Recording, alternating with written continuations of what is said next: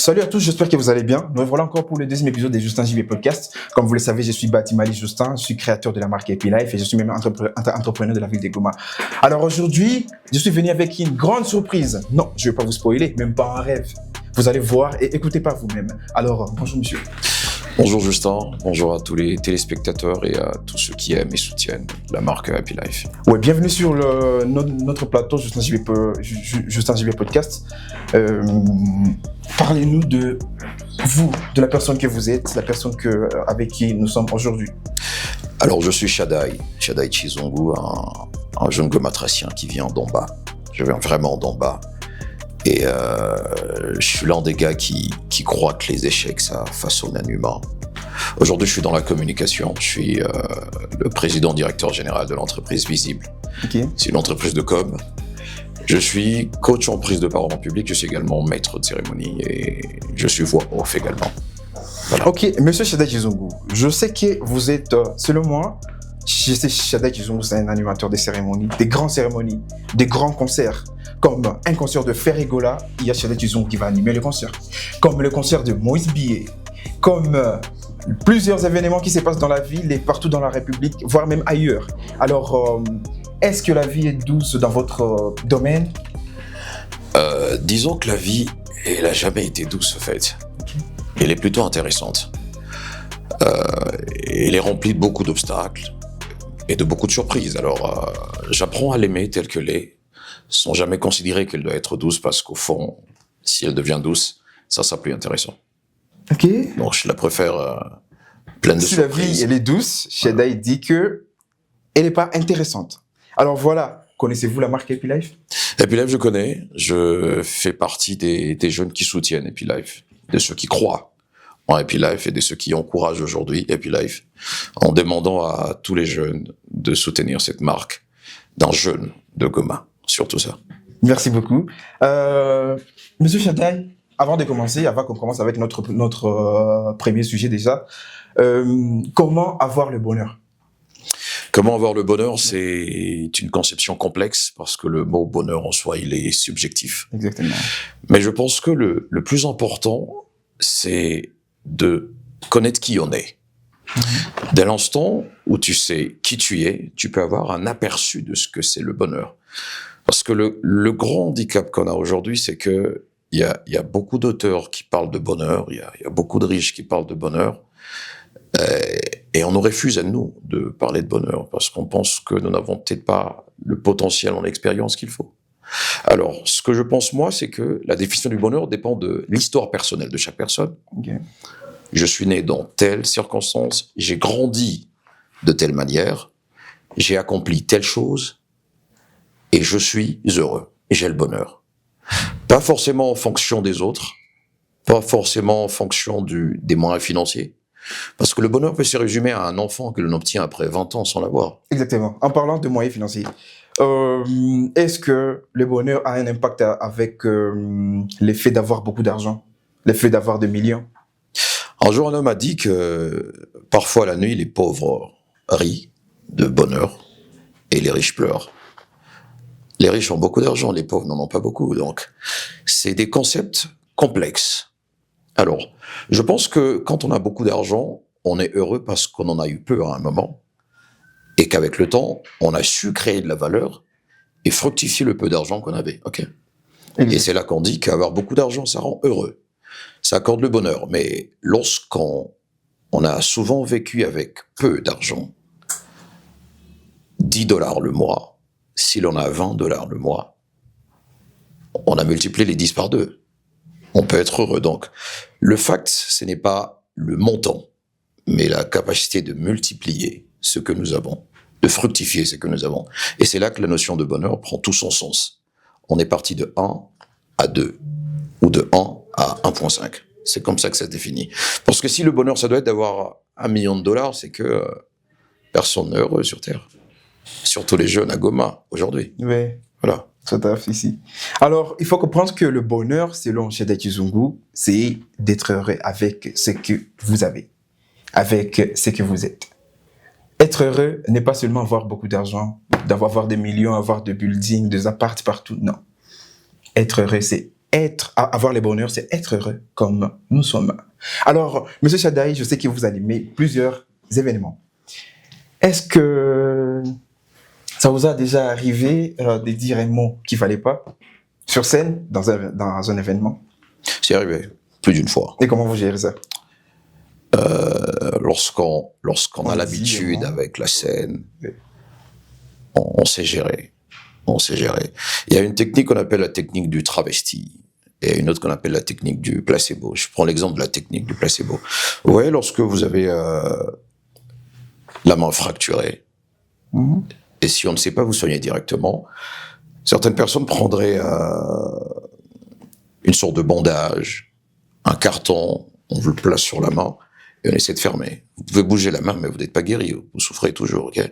Alors, lorsqu'on place un mot qu'on n'aurait pas dû placer, c'est que l'on essaie de faire, c'est de soulager le choc. Ce n'est pas que les gens oublient que vous avez placé un mot. Ce n'est pas en disant, je présente mes excuses que ça change quoi que ce soit, mais vous essayez de soulager le choc. C'est comme une personne qui tombe d'un avion, mais si vous avez un parachute, c'est moins brutal. Mais si vous n'en avez pas, c'est terrible. Donc, je comprends. On place des mots par moments qui sont pas appropriés, mais on essaye de changer la situation, pas en changeant de l'eau en vin comme a fait Jésus dans l'histoire de la Bible, mais en essayant d'amoindrir le choc. Et donc, on ne sera pas jugé avec plus de brutalité, mais il y aura de la sympathie et de l'empathie vis-à-vis de nous. Mais il y a une autre technique maintenant, celle dont je te parlais, celle du travesti, c'est celle d'utiliser l'empathie. De montrer aux gens que vous êtes un humain comme eux. Et vu le fait que ces gens commettent des erreurs à longueur de journée, c'est tout naturel que vous en commettiez aussi. Si vous ne commettez pas d'erreur, qui êtes-vous, un ange? Nous sommes humains. C'est notre droit de commettre des erreurs. En fait. Alors, pour les animateurs des cérémonies, pour les journalistes, s'il vous arrive de telles choses, de tels moments, ne paniquez pas. C'est normal. Et vous avez eu des astuces via Chadaï Chizungu. Et puis, en détail important, la panique, ça n'aide en rien du tout. La panique, ça empire les choses parce que ceux qui vous assistent comprennent que vous ne maîtrisez pas, comprennent que vous n'êtes pas au-dessus et ils vous ramènent vers le bas. Parce que lorsqu'une personne accepte de se taire et de te suivre, toi, c'est qu'elle te place sur un piédestal. Elle te fait confiance. Alors, ne perds pas cette confiance en paniquant. Reste zen, tu ne changeras pas ce qui s'est passé, mais tu peux l'améliorer. Et c'est comme ça qu'on procède. Exactement. On va déjà débuter avec notre premier sujet, mais il y a une autre question bête. Avez-vous déjà fait semblant d'être amoureux? Non, jamais. Ça, jamais. Donc vous aimez pour de vrai? Je préfère quand c'est authentique. Okay. Je crois que cette vie est déjà assez compliquée que si on doit faire semblant d'être amoureux, on la rend encore plus compliquée, en fait. Donc, M. Chadaï n'a jamais fait semblant d'être amoureux. En tout cas, j'espère également que je n'ai donné des faux espoirs à personne. Ok, on vous attend dans les commentaires, chers auditeurs, chers téléspectateurs. On vous attend dans les commentaires à propos de M. Chadaï. Alors, voilà, on y est déjà avec notre premier sujet, comme thème, le pouvoir de l'échec. M. Chadaï, comment percevez-vous l'échec dans votre parcours personnel, tout comme dans votre parcours professionnel, et quelles leçons en avez-vous tiré? Je répète la question. Comment, vous, Chadaï Chizungu, comment vous percevez l'échec dans votre parcours personnel, tout comme dans votre parcours professionnel, et quelles sont les leçons que vous en avez tirées? Alors, de mon côté, je perçois l'échec à deux dimensions. La première dimension, c'est celle de l'inconscience. Une inconscience plutôt innocente. Et la deuxième dimension, c'est celle de la conscience. Quand je parle de l'inconscience, je me vois très jeune, rempli de courage, rempli de fougue, rempli de rêves. Et me dire que, vu que je suis capable de faire ça, et que je connais telle et telle personne, ces personnes-là m'aideront à aller au-dessus. Okay. Sauf que, dans ce moment d'inconscience où je suis innocent, ces personnes-là n'ont rien fait. Alors, à un moment, il y a eu de la frustration en moi et de la colère, parce que ce qui aurait dû être une réussite immédiate a été retardé. Parce que, inconsciemment, je pensais que les gens me devaient de l'aide, les gens devaient de m'aider, parce qu'ils étaient bien positionnés. Sauf que, dans cette inconscience innocente, j'ai appris que personne n'est responsable de notre réussite. On est pilote du bateau ou de l'avion de notre bonheur. C'est à nous de jouer. Personne ne nous doit quoi que ce soit. Donc, si je dois passer 2 jours sans fermer l'œil, c'est mieux de passer ces 2 jours sans fermer l'œil en évitant de me dire que Justin ou Happy Life, ces 2 entités feront ça et ça pour moi. Ok, ça c'était de l'inconscience innocente. Alors, en grandissant maintenant, j'ai su que consciemment, la réussite et l'échec sont fruits de mes agissements. Parce qu'à l'époque, j'avais cette tendance à rejeter, à dire, bon, j'ai échoué parce que tel aurait dû faire ça, mais tel ne l'a pas fait. Et je me calmais dans mon coin, mais ça ne m'aidait pas à avancer, parce que je me disais, peut-être que tel pourra faire ce que tel n'a pas fait. Alors, dans l'état de conscience, j'ai connu des échecs. J'en ai connu des échecs qui m'ont surpris par moments. Je suis né dans une famille chrétienne. Il y a des jours où j'ai même cru que c'était faute d'avoir prié que j'avais échoué. Je comprends ça. J'ai été victime de beaucoup d'enseignements également qui nous faisaient comprendre que si nous échouons, c'est parce qu'il y a des sorciers. Il y a un tas de trucs qu'on nous raconte, au fait. Croyez-vous au karma? Le karma, c'est une blague. Je n'y crois pas du tout. Alors, en quoi je crois aujourd'hui? Je crois que le résultat vient d'un processus. Et dans le processus, il y a l'échec. C'est l'échec qui mène au succès, c'est l'échec qui mène à la réussite. Il n'y a pas de réussite sans échec. Sinon, ce n'est qu'une réussite farfelue, petite. Les gens qui réussissent sans échouer, c'est des gens qui n'accomplissent que des petites choses. Les gens qui osent rêver grand et qui pensent qu'ils peuvent aller loin, dans leur parcours, il y a l'échec. Parce que l'échec t'apprend à savoir qui tu es, t'apprend à tester ta faculté de résilience. L'échec t'apprend à revoir tes objectifs, à changer de fusil d'épaule. Et donc, j'ai connu tellement d'échecs, mais au bout du compte, je suis resté tenace et j'en suis arrivé où je suis aujourd'hui. Et moi, je ne suis pas dans la phase de réussite maintenant. Je suis dans la phase d'échec maintenant. Parce que pour moi, je suis dans le processus. Dans 5 ans, je serai dans la réussite. Mais maintenant, on est dans le processus. Alors, je souris à l'échec sans avoir peur de lui. Exactement. Mais il y a les gens, il y a un peuple, quelque part, qui croit que ces messieurs, un peuple qui sait déjà que Shaddai Duzungu a déjà réussi. C'est ça le danger maintenant. Parce que je rencontre ce genre de raisonnement chaque jour, je rencontre ce genre de personnes chaque jour et je ne juge personne, heureusement. Parce que la conception de la réussite ou de l'échec, ça dépend de beaucoup de facteurs. De l'environnement dans lequel tu as évolué, des gens que tu côtoies. J'ai par exemple eu la chance de rencontrer plusieurs fois des gens élevés financièrement. J'ai eu à échanger avec eux et leur perception des grands objectifs de la vie, quand tu entends ces gens parler, tu te rends compte de l'étendue immense de ton ignorance. Tu as l'impression que tu es venu sur Terre pour t'amuser, blaguer, et qu'ils prennent leur vie au sérieux. En fait, tout dépend du conditionnement. Avec qui tu passes ton temps? Quelles sont tes passions? Comment tu réfléchis? Qu'est-ce qui nourrit tes ambitions chaque jour? Parce que si en famille, on t'a convaincu que, par exemple, moi, en grandissant, je savais que réussir, c'est finir ses études, avoir un travail où tu as $1000 le mois, acheter une parcelle, construire une maison, se marier. Ça, c'était un Shaddai du passé. C'était la conception de la réussite pour moi. Parce que dans mon environnement, tout ce qui avait réussi, plus âgé que moi, j'étais enfant. Ils étaient comme ça.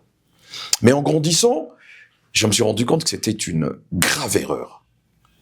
Je passais à côté de quelque chose de grand. Mais aujourd'hui, il y en a qui pensent petit que ce que je pensais quand j'étais encore trop jeune. Il y en a qui savent que avoir un boulot de $100, ça suffit déjà. On a réussi. Pour faire une vie. On a réussi. Alors, je trouve que ça dépend de chacun, de son environnement, de comment il a grandi. Parce que même le niveau de perception de choses, ça dépend de beaucoup de paramètres. Comment tu veux que je pense que réussir, c'est atteindre un tel niveau pendant que là où je suis né, tout ce que je vois de grand, c'est un vélo.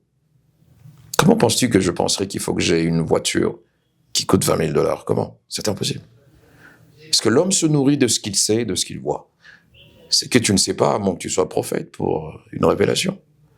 Mais du reste, tu restes limité. Je vois. C'est une motivation déjà. Alors, je refuse que les jeunes se limitent. Je refuse là. Et j'ai un conseil que je donne à moi-même et à nous tous, en tant que jeunes et aux adultes. Prenez le temps de lire les success stories.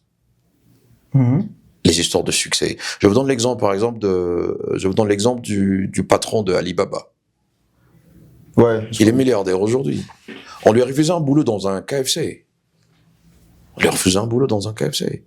On lui a refusé à 10 fois la chance d'accéder à Harvard. Aujourd'hui, le gars, c'est un milliardaire. Mais lui, c'est Alibaba. Nous, on est à Goma. Sauf qu'il n'a pas commencé Alibaba, en fait. Parce qu'il avait 1000 raisons de ne plus rien faire. Il avait 1000 raisons de s'arrêter là et de se contenter de sa petite vie. Mais la question, où est-ce qu'il a tiré la force de tenir? Comment il a fait? Il n'y a pas de la magie là-dedans. Alors, il peut arriver que l'on ait des objectifs réduits. La force, ça vient d'où? Ça vient pas d'un miracle. La force, ça vient du courage d'aller se renseigner sur d'autres gens qui ont été comme vous, pire que vous-même, et qui ont réussi à monter. Juste ça, parce que ce qui est dangereux dans notre monde aujourd'hui, et c'est ce que les réseaux sociaux ont la capacité de faire, c'est de nous ravir l'espoir. Alors, si tu perds l'espoir aujourd'hui, tu disparais, parce que les gens s'en foutent de ce que tu traverses. Il y a des gens, quand ils ont des soucis, ils mettent sur les réseaux sociaux, et je suis inquiet, parce qu'ils pensent que les gens n'ont quoi que ce soit à foutre. On est dans un monde où si tu meurs, à cause de la pluie, les gens, ils viendront pas à ton enterrement. Parce qu'ils diront, il pleut, on n'y va pas. Tu vois? C'est dans ce monde qu'on vit. Alors, si tu perds l'espoir, c'est fini pour toi. Tu disparais et les autres, ils avancent. Parce qu'il y a des gens qui réussissent chaque jour. Je prends l'exemple de Goma. Maintenant, c'est la crise. Exactement. Mais il y a des gens qui construisent des maisons. Mais ce sont des gens qui ont déjà quelque chose, qui avaient déjà quelque chose en avance. Sauf que ce qu'il faut Avant la comprendre guerre. dans la vie, il faut faire un choix. Tu vas être de quel côté? De ceux qui sont nés dans la précarité, dans le manque, et qui restent? En parlant de ça, prenons l'exemple de la ville de Goma. Ok. Moi, je suis un jeune de Goma. Vous êtes un jeune, vous avez vécu à Goma. Je crois que vous êtes même natif de Goma. Alors, croyez-vous que notre manière de faire est différente de leur manière? Alors, notons une chose importante, c'est que à Goma, il y a des gens qui réussissent. D'abord, ça, c'est un fact, ok? Ça, c'est très important. À Goma, il y a des gens qui échouent. Alors, avant de se poser des questions de savoir si on va réussir dans la vie ou pas, il faut d'abord choisir son camp. Est-ce que je vais faire partie de ceux qui échouent ou je vais faire partie de ceux qui réussissent? Parce que c'est là le début. Si tu décides que tu vas faire partie de ceux qui réussissent, tu établis des objectifs. C'est pour cette raison que je t'ai dit, avec tout ce que je traverse aujourd'hui, je n'ai pas encore atteint le niveau de réussite. Mais j'ai choisi de faire partie du camp de ceux qui réussissent. Et c'est là que j'ai le courage dans le processus. À chaque porte où je frappe et on n'ouvre pas, je me dis, je suis dans le processus, mais je vais frapper encore. Je vais frapper à des portes, je vais négocier des rendez-vous, je vais étudier, je vais lire, parce que j'ai choisi un camp, être du côté de ceux qui réussissent. Point barre. Parce que quand je regarde le camp de ceux qui ont échoué, j'ai l'impression que c'est plus difficile de vivre là-bas que de frapper à des portes où on n'ouvre pas. Je préfère toquer sur une porte et une très jolie fille me dit non, plutôt que de rester seul dans la brousse à regarder des hiboux et des singes. Intéressant déjà. C'est ma perception de la vie. Toquer sur des portes. Peu importe Toquer le sur des résultat. portes. Je préfère que un millionnaire me dise « Shaddai, non », avec un sourire. Plutôt que être appelé le boss dans mon quartier par ceux qui pensent que j'ai réussi, pourtant que moi je sais que j'ai pas réussi. Donc, je choisis mon corps. L'énergie positive, c'est contagieux. Faut aller vers l'énergie positive. Exactement. Faut forcer Donc, les verrous. Tout tourne autour de nous. Tout. Parce que l'avantage que nous avons, il y a des gens que nous voyons chaque jour qui ont réussi. Lorsque je suis dans le taxi, je vois un jeune qui a réussi, j'ai dit waouh. Même si je le connais pas, je dis salut mon frère. Avec son beau sourire, il me dit salut. Pendant que lui va rentrer avec 20 000 $ à la maison, moi je vais rentrer avec 1000 francs, mais je me dis, hier j'ai fait 500 francs, aujourd'hui j'ai fait 1000 francs. C'est positif. Mais à part tout J'évolue. ça, lui, il fait sa route, vous faites la vôtre, donc... Je me rassure juste que j'évolue, c'est tout ce qui compte. Hier j'avais $1, Aujourd'hui, 1,5. aujourd'hui j'évolue. C'est le plus important. Parce qu'une personne qui évolue, c'est une personne qui ne recule pas. Donc, faut pas rester dans le neutre. Il y a personne dans le neutre sur Terre. Soit tu avances, soit tu n'avances pas. Ok. Personne n'est sur place, c'est faux. Les gars, nos téléspectateurs, nos auditeurs, toquez, s'il vous plaît, toquez. Peu importe ce qui va se passer, peu importe la personne, toquez. Toquez, toquez, toquez.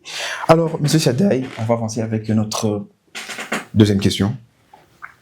Croyez-vous que la peur de l'échec empêche souvent les gens à prendre des décisions nécessaires pour leur développement personnel? La peur de l'échec, c'est comme un cancer.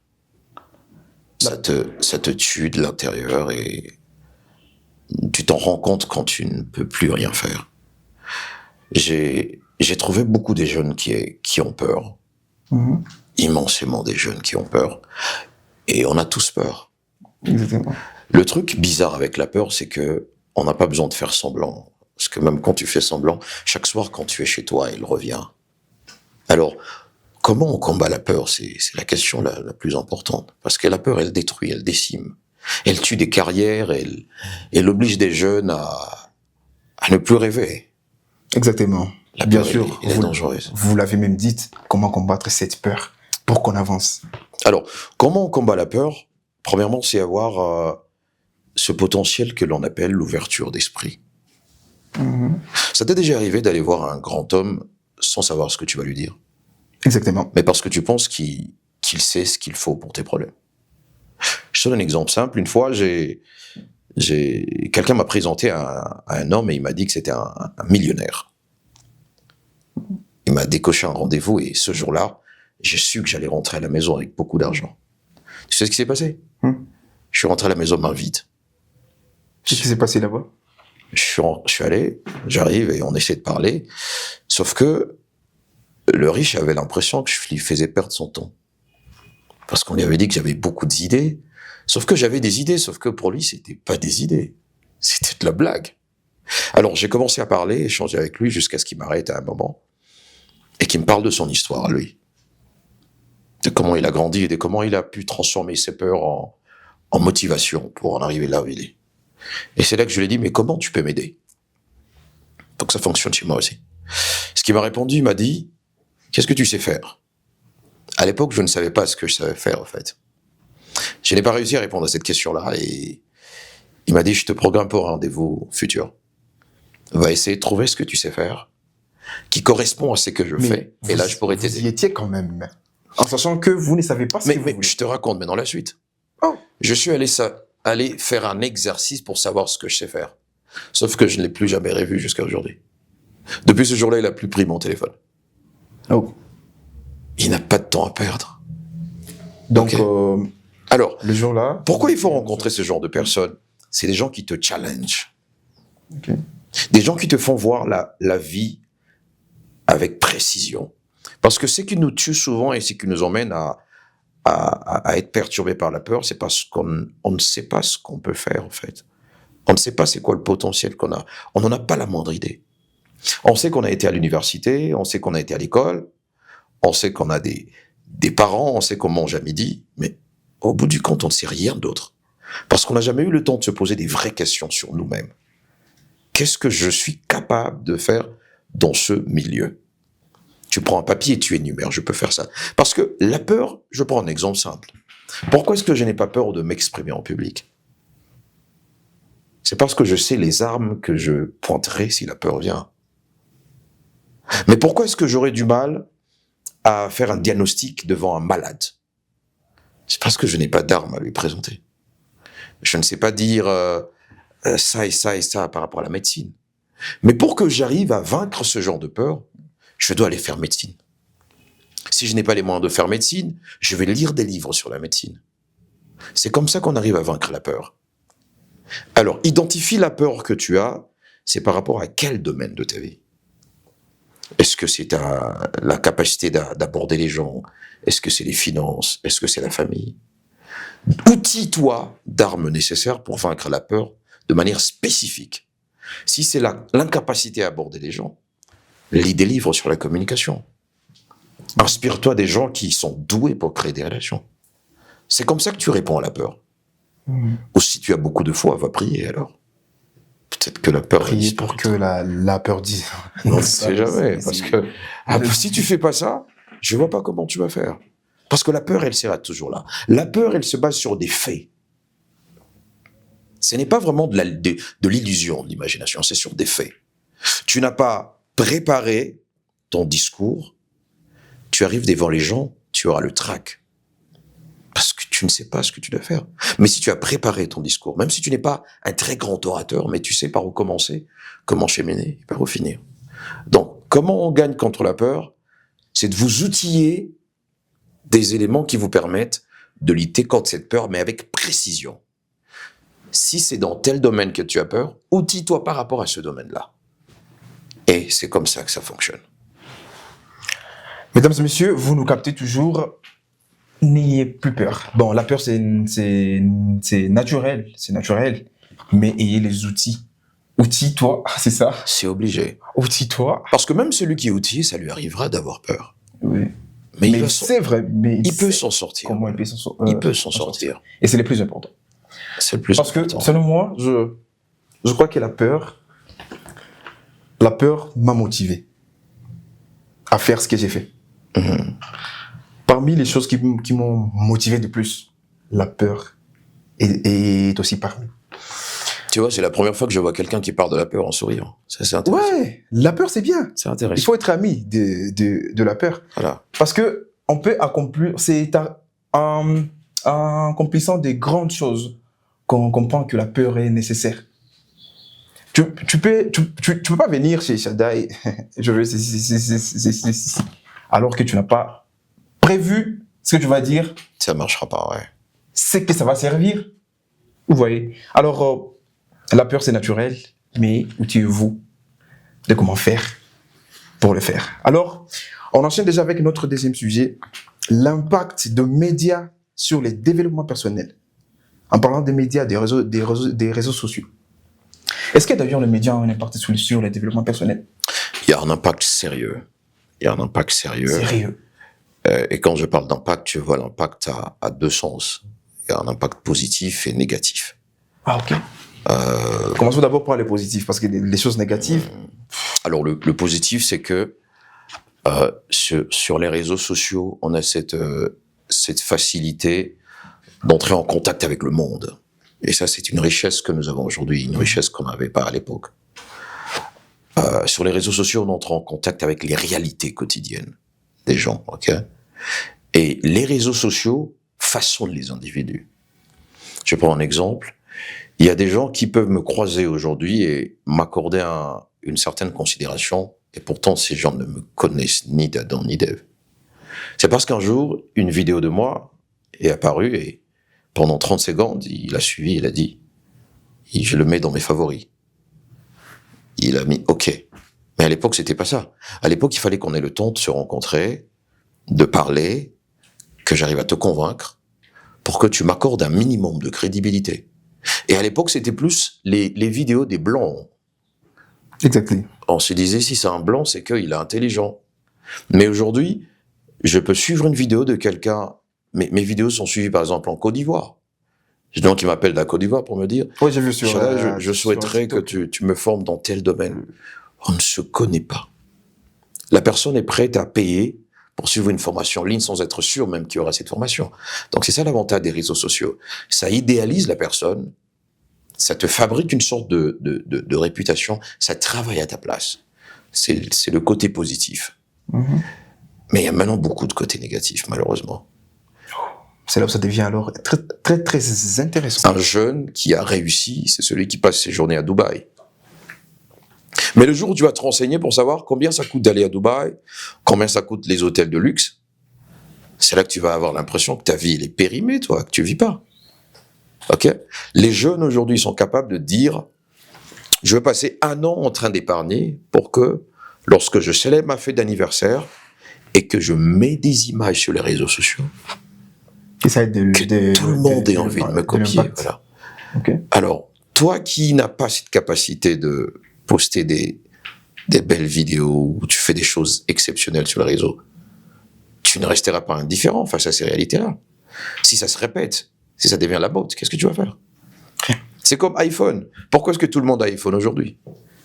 C'est parce que la trend, c'était sur les réseaux sociaux. Lorsqu'on a iPhone, on est à la page, on est branché. Lorsqu'on a iPhone, il faut prendre une photo dans un miroir et montrer que c'est iPhone. T'as vu des gens des Samsung faire ça? Et Huawei?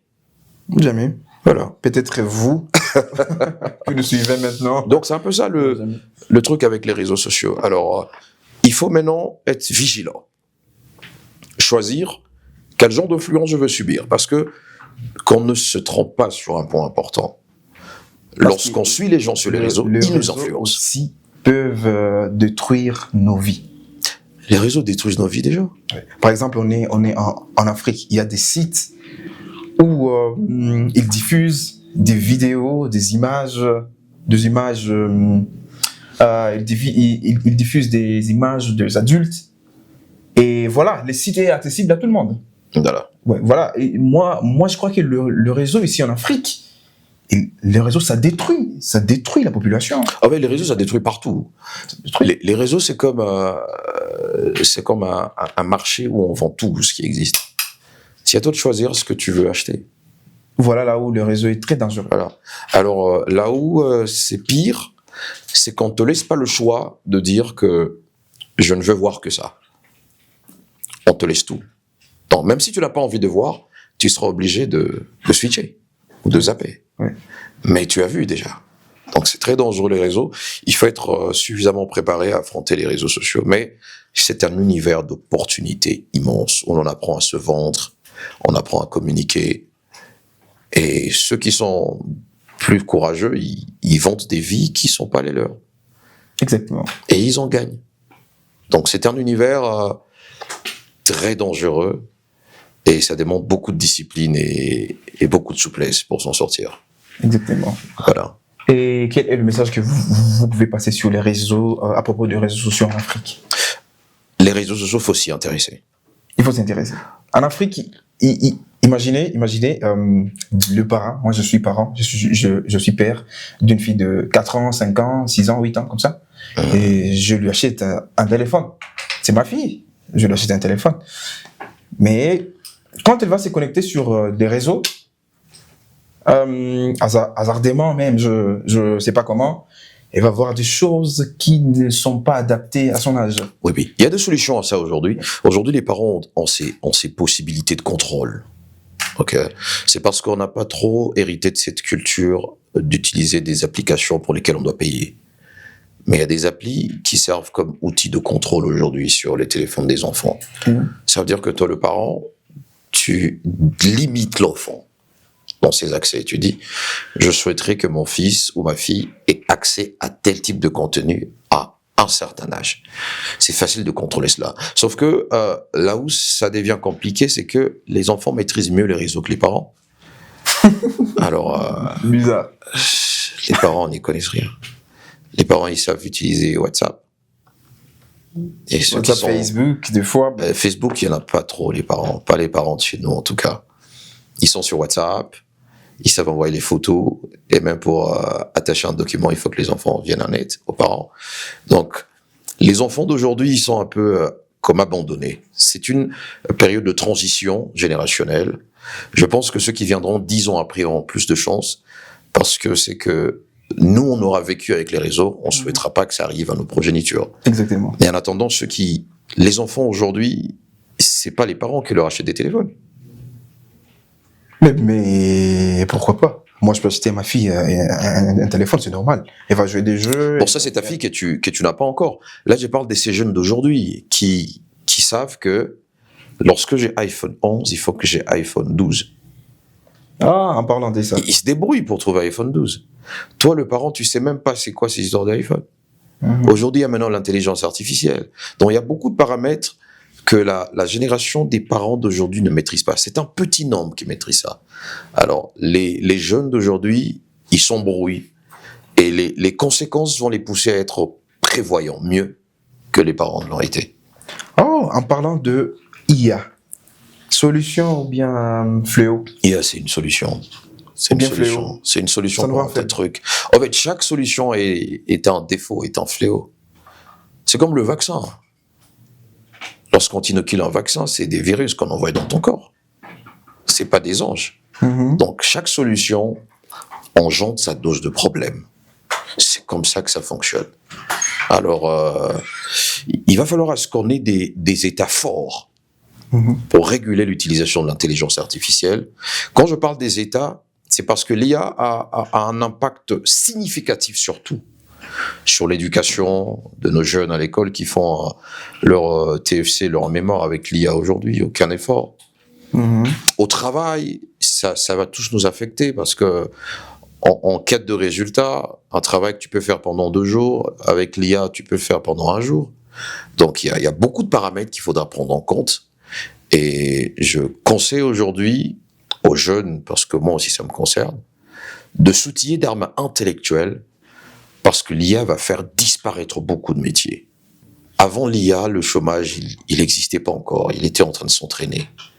Le chômage s'amusait. Il était sur le banc, en train de s'entraîner. Mais avec l'IA? Avec l'IA, maintenant, le chômage, il monte sur terrain. Il y a des métiers qui vont disparaître. Là où on employait 20 personnes, on va employer une seule personne. Comme les traducteurs. Ça n'a plus d'importance aujourd'hui, les traducteurs.